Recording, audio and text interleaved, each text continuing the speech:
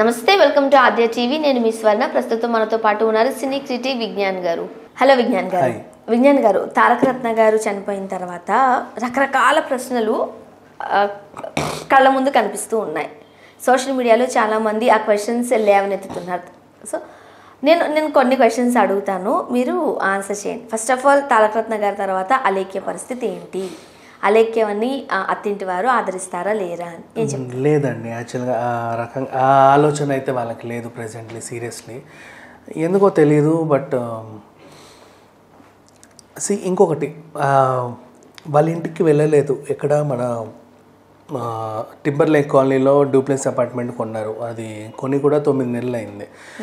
So వీళ్ళు అక్కడికి తల్లిదండ్రులు ఆ ఇంటికి వెళ్ళకుండా డైరెక్ట్ ఫిలిం ఛాంబర్స్కి వచ్చేసరికి చాలామందికి ఏమనిపించిందంటే ఇంటికి కూడా వెళ్ళకుండా డైరెక్ట్ ఫిలిం ఛాంబర్స్కి వచ్చారు అని చెప్పేసి అన్నారు. ఇంటికి వచ్చారు, వాళ్ళ అమ్మగారు రాలేదు, ఇంటికి రాలేదు, 100% రాలేదు. బట్ దానికి ఒక రీజన్ ఉంది. ఏంటంటే మోకిలిలోని ఇంటికి రాలేదు, టింబర్ లేక్ కాలనీలో డూప్లెక్స్ మోకిల ఇంటికి రాలేదు. అది కట్టి 9 నెలలు అయిందంట. 9 నెలలు రీసెంట్ వెళ్ళి ఫస్ట్ టైం ఆ ఇంటికి వస్తప్పుడు కొడుకు శవాన్ని చూడడానికి ఎందుకు వస్తాము, కొట్టి 9 నెలలు అయింది కదా, ఆ సెంటిమెంట్ ప్రకారంగా రాలేదని ఒక వివరణ ఇచ్చుకున్నారు. కొంతమంది చెప్తే తెలిసింది. ఎందుకు రాలేదనేది ఇక వాళ్ళ ఇష్టం. కానీ ఈ అమ్మాయిని ప్లస్ వాళ్ళ పిల్లల్ని అయితే వీళ్ళు ఆదరించే సిచ్యువేషన్ కనిపించడం ఎక్కడా కూడా కనబడట్లేదు. అండ్ వాళ్ళ బాధ్యతను నేను తీసుకుంటాను బాలకృష్ణ గారు ఆల్రెడీ చెప్పడం జరిగింది.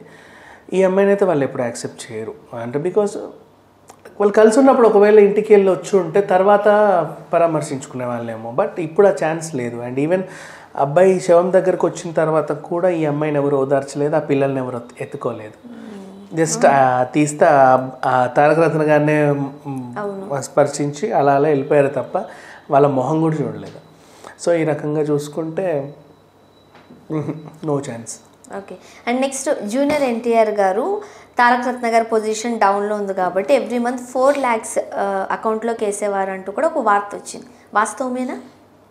అది పుకారు మాత్రమే. ఎందుకంటే తారక రత్న గారు అంత ఫైనాన్షియల్ క్రైసిస్లో లేరని చెప్పి నిన్న రీసెంట్గా వాళ్ళ ఫ్రెండ్ ఒక ఇంటర్వ్యూలో చెప్పారు. రోజు వాళ్ళతో తిరిగే అబ్బాయి సురేష్ గారు అని. సో ఆయన చెప్పిన వివరాల ప్రకారం ఏం జరిగిందంటే వీళ్ళు మంచి వెల్ సెటిల్డ్,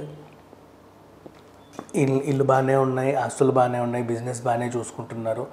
అండ్ పర్వాలేదు, దే ఆర్ వెల్ సెటిల్డ్. ఇంకా అమ్మాయి పెద్దమ్మాయి రిషిక బర్త్డే కూడా టైమ్ స్క్వేర్, అక్కడ న్యూయార్క్ టైమ్ స్క్వేర్ దగ్గర చేశారనమాట. అక్కడ ఆ టైంలో చేయాలి అని చెప్పి టెంట్లు వేసుకొని మంచి సౌండ్ పార్టీ.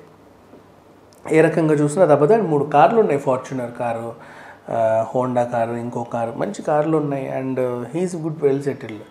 ఈ విషయంలో అంటే మూవీస్ సరిగ్గా లేవు, లేకపోతే మాత్రం వాళ్ళకి అసలు ఏమీ లేకుండా అయితే పోరుగా మనుషులు జనరల్ గా ఉన్న టాక్ అదే సినిమాలు లేవు.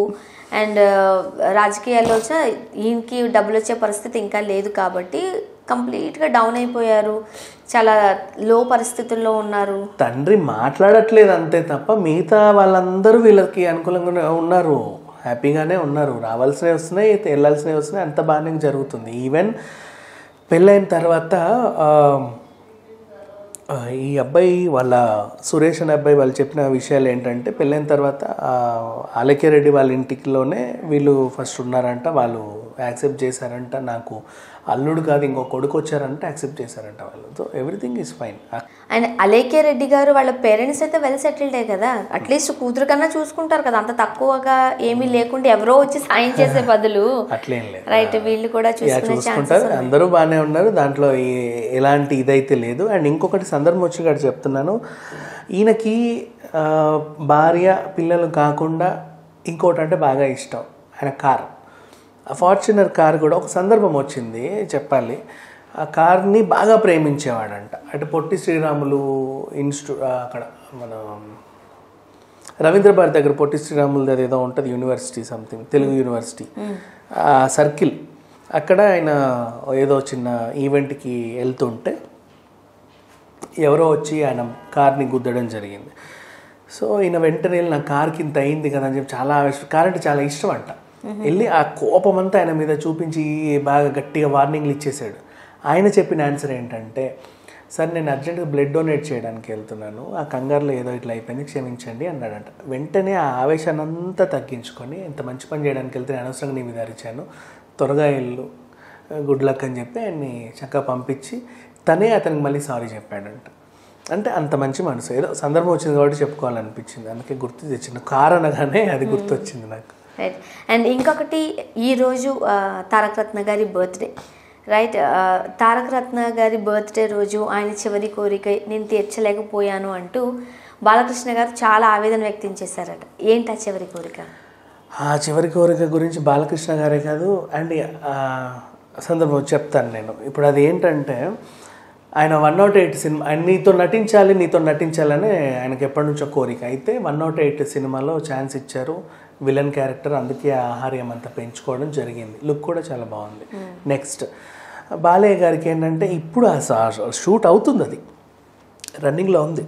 సో రేపు మాపు ఆయన జాయిన్ అవ్వాలి. దాంట్లో షూట్లో ఆయన జాయిన్ అయ్యే క్రమంలో ఇలా జరగాల్సిందే అయిపోయింది. సో ఆయన చిన్న కోరిక నేను తీర్చలేకపోయాను నా కొడుకుదని ఆయన ఫీల్ అవుతున్నాడు. అది మనకు తెలిసిన న్యూస్. అండ్ ఇంకొక విషయం ఏంటంటే, అశ్విని దత్ గారు రీసెంట్లో ప్రకటన చేశారు, నేను ప్రభాస్ గారిది ప్రాజెక్ట్కే ఉంది కదా అశ్విన్తో డైరెక్షన్లో, దాంట్లో ఒక మంచి కీ రోల్కి తారక రత్న గారిని అనుకున్నారంట. కానీ ఇంకా ఆయన సంప్రదించాల. దీనికి మన తారక రత్న బాగుంటుంది కదా, రీసెంట్గా లుక్తో భలే ఉన్నాడు, మాస్గా బాగుంటాడు, ఆయన్ని పెడదాం అని చెప్పి వీళ్ళు అనుకున్నారంట జస్ట్ చర్చల్లో. సరే మాట్లాడదాంలే అనే లోపు జరిగిందంట. యాక్చువల్లీ అది ఇంకా రీసెంట్. అది అశ్విని దత్ గారు పంచుకుంటే అందరు ఇంకా చాలా బాధ వేసింది. లేదంటే ఇప్పుడు మన తారక రత్న గారిని ప్రాజెక్ట్కి వెళ్ళి ఎంత మంచి క్యారెక్టర్ ఇచ్చేవాళ్ళు. నెక్స్ట్ అలేఖ్య రెడ్డి గారు, ఇప్పుడు తారక రత్న గారి సిద్ధాంతాలను ఆమె మోయాల్సిన భారం ఉంది కాబట్టి రాజకీయాల్లోకి వచ్చి, సో తారక రత్న గారు ఏదైతే అనుకున్నారో వాటిని అన్నింటినీ అలేఖ్య రెడ్డి గారితో వాటిని ఫుల్ఫిల్ చేసే ఆలోచనలో కూడా టీడీపీ ఉంది, రాజకీయ ఎంట్రీ అలేఖ్య రెడ్డి గారు ఇస్తారు అని వాస్తవం ఉందా? అట్లా ఏం లేదు. యాక్చువల్గా ఒక పుకారం అయితే షికారు చేస్తుంది. ఏంటంటే, చంద్రబాబు నాయుడు గారు ఇంతకుముందు ఏం చేశారు, హరికృష్ణ గారు చనిపోయినప్పుడు, హరికృష్ణ గారు అంటే ఎవరు, ఎన్టీఆర్తో టీడీపీలో మంచి కీలక మెంబర్, అలా చెప్పుంటే చాలు. అంటే ప్రచార రథం డ్రైవర్ ఇవన్నీ అక్కర్లా, ఇంకా టీడీపీలో మంచి కీలకమైన వ్యక్తి. సో హరికృష్ణ గారిని చనిపోయిన తర్వాత ఏమైంది, వాళ్ళ మిసెస్ సుహాసిని గారు ఎవరైతే ఉన్నారో ఆమెని కూకట్పల్లి నుంచి పోటీలోకి దింపారు. గెలవకపోయినప్పటికీ కూడా దింపారు, పర్లా, ఇట్స్ ఓకే. కొడాలి నానికి పోటీగా గుడివాడ నుంచి ఎమ్మెల్యేగా ఎవరినైనా దింపితే బాగుండు అని చెప్పేసి వాళ్ళకి ఒక థాట్ అనేది ఉంది ఎప్పటి నుంచో, ఒక బలమైన వ్యక్తి. ఇప్పుడు ప్రజెంట్ అక్కడ ఒక ఎన్ఆర్ఐ ఉన్నాడు, ఆయన కూడా పాపం 15 కోట్లు ఖర్చు పెట్టుకొని బాగానే తిరుగుతున్నాడట, కానీ ఇంకా బలంగా లేడు.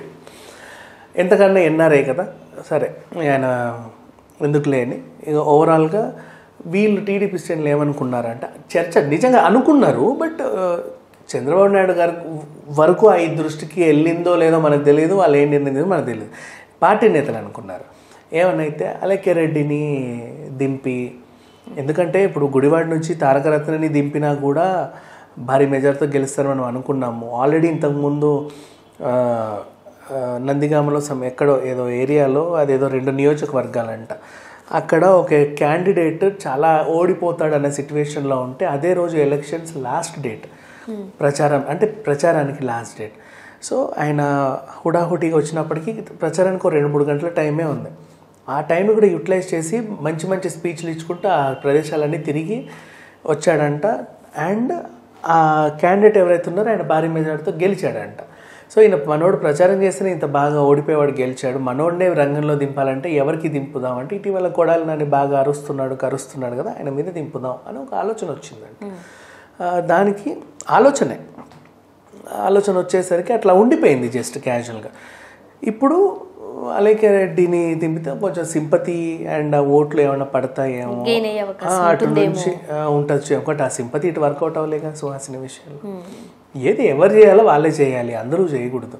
సరే ఏదేమైనా ఆ విధంగా వర్కౌట్ అవుతుంది. ఆయన మీద పోటీకి దింపే ఆలోచనలు ఉంటే బాగుండు అని డిస్కషన్స్ అంతే తప్ప అధికారికంగా ఎవరు చెప్పలేదు. అండ్ ఆ ఆలోచన కూడా వాళ్ళకు ఉందో లేదో తెలియదండి. ఫస్ట్ వాళ్ళకున్న ఈఎంఐకి ఆ కోరిక ఉండాలి కదా. ఇంత పిల్లలు వాళ్ళని పట్టుకొని రాజకీయాలకు వెళ్ళి ఏం చేస్తుంది అంటే చూడాలి ఏం జరుగుతుంది. Thank you so much.